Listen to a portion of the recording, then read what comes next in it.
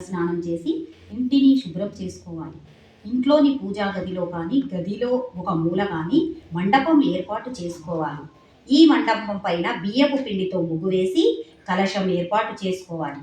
తోరాలు, అక్షతలు, పసుపు గణపతిని పూజా సామాగ్రి సిద్ధం చేసుకొని అమ్మవారి ఫోటో మండపంలో ఉంచాలి. కావలసిన వస్తువులు: పసుపు, కుంకుమ, ఎర్రటి జాకెట్ బట్ట, గంధము, పూలు, పండ్లు, ఆకులు, వక్కలు, తోరానికి అవసరమైన దారము, టెంకాయలు, దీపపు కుందులు, 5 ఒత్తులతో హారతి ఇవ్వడానికి అవసరమైన పంచహారతి, దీపారాధనకు నెయ్యి, కర్పూరము, అగరవత్తులు, బియ్యము, శనగలు. తోరం ఇలా తయారు చేసుకోవాలి. తెల్లటి దారాన్ని 5 లేక 9 పోగులు తీసుకొని దానికి పసుపు రాసుకోవాలి. ఆ దారమునకు 5 లేక 9 పువ్వులతో 5 లేక 9 ముడులతో తోరాలను తయారు చేసుకొని పీఠం వద్ద ఉంచుకోవాలి. పసుపు, కుంకుమ, అక్షతలు వేసి తోరాలను పూజించాలి. ఈ విధంగా తోరాలను పూజించిన అనంతరమే పూజకు ఉపక్రమించాలి. వరలక్ష్మి వ్రత కథ. సకలముని గణంబులతో కూడి రమ్యమయ్యున్న కైలాస పర్వత శిఖరంబున నానా విధములగు మడులు చెక్కినదియు, పాటలములు, అశోకములు, సురపొన్నలు, ఖర్జూరములు, పొగడలు మొదలగు పెక్కు వృక్షములతో కూడినదియునై, కుబేరుడు, వరుణుడు, ఇంద్రుడు మొదలగు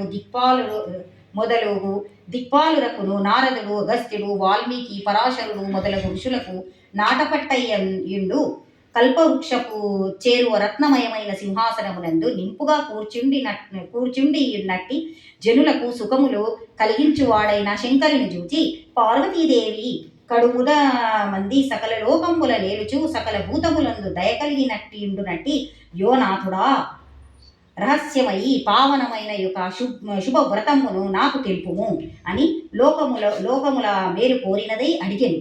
అంతటా నీశ్వరుడు పార్వతికిట్లని: ఓ పార్వతి, వ్రతములలోనెల్లా ఉత్తమమైన వ్రతం ఒక్కటి ఉన్నది.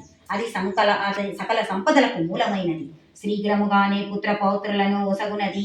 ఈ పవన వ్రతము వరలక్ష్మి వ్రతం అనబడును. ఈ వ్రతము శ్రావణ మాసమునందు పూర్ణిమకు ముందుగా వచ్చేది శుక్రవారము ఆచరింపవలెను. ఓ పార్వతి, ఆ వ్రతము చేసిన స్త్రీకి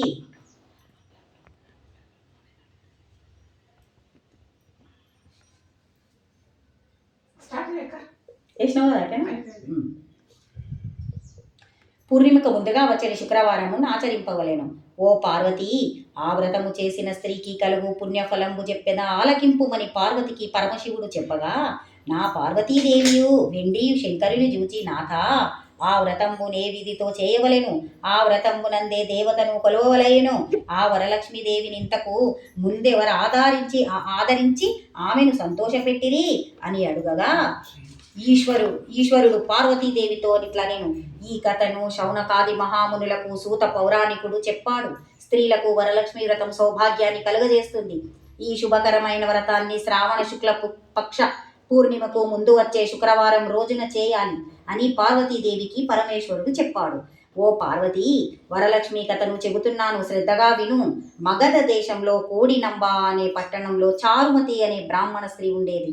ఆమె భర్తనే దైవంగా భావించుకునేది. ప్రతిరోజు తెల్లవారుజామునే నిద్రలేచి స్నానాదులు పూర్తి చేసి భర్తను పూలతో పూజించేది. అనంతరం అత్తమామలను సేవిస్తూ ఇరుగు పొరుగు వారితో స్నేహంగా ఉంటూ జీవనం సాగించేది.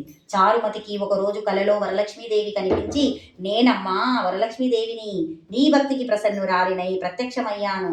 శ్రావణ శుక్ల పూర్ణిమకు ముందుగా వచ్చే శుక్రవారం రోజున నన్ను భక్తితో సేవిస్తే నీ కోరికలు నెరవేరుస్తాను అని చెప్పింది. చారుమతి ఆనందంగా భక్తిభావంతో వరలక్ష్మీదేవికి ప్రదక్షిణ నమస్కారాలు చేసి, నమస్తే సర్వలోకానాం జనన్యై పుణ్యమూర్తయే శరణ్యే త్రిజగద్వందే విష్ణు వక్షస్థలాలయే. ఓ జగన్మాత, నీ దయ వలన ప్రజలు ధన ధాన్య సంపన్నులు అవుతున్నారు, విద్వాంసులై సకల శుభాలు అందుకుంటున్నారు. నేను గత జన్మలలో చేసిన పుణ్యఫలంగా నీ దర్శన భాగ్యం కలిగింది. ఇక నా జన్మ ధన్యమైంది అంది కలలోనే.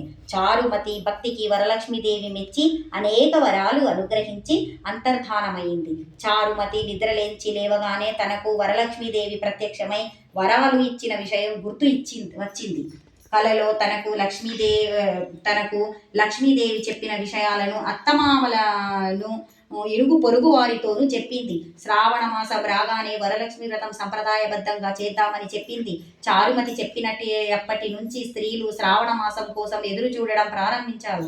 కొంతకాలం తర్వాత వీరు ఎదురు చూస్తున్న శ్రావణ మాసం వచ్చింది. ఆ నెలలో పూర్ణిమకు ముందు వచ్చే శుక్రవారాన్ని వరలక్ష్మీదేవి చెప్పిన రోజుగా భావించారు. ఈ రోజు తెల్లవారుజామునే లేచి స్నానాదులు పూర్తి చేశారు. కొత్త దుస్తులు కట్టుకున్నారు. పూజా గదిలో పీట వేసి దానిపైన బియ్యం పోశారు. అందులో కలశం ఏర్పాటు చేసి వరలక్ష్మీదేవిని ఆవాహన చేశారు.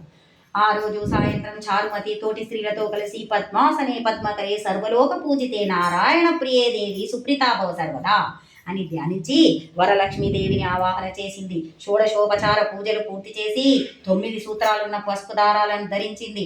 పలు రకాల భక్ష భోజ్యాలను వరలక్ష్మీదేవికి నివేదించి ప్రదక్షిణలు చేసింది.